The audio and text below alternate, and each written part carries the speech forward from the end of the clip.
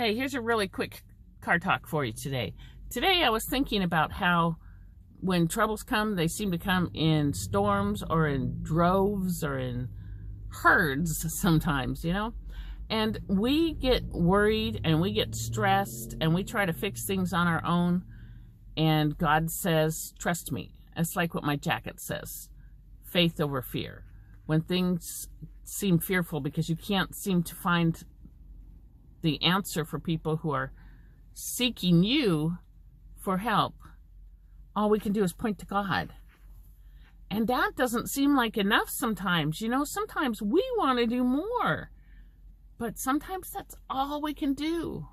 Just pray and tell them to read their Bible. And it seems like such a wimpy answer because it seems so easy to us. But maybe that's the hard thing for them. Maybe they need to seek God themselves, and maybe they need to be asking Him for help.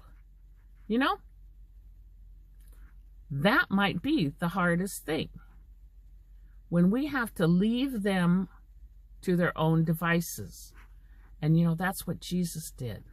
That's what God the Father did. He left the people to their own devices because they were choosing to walk in the sins that made them happy. They were choosing to walk the way that they were. Well, this talk wasn't about the sins, but this talk is about sometimes we have to allow God to walk through things for us. And we just have to follow Him and see what He's doing.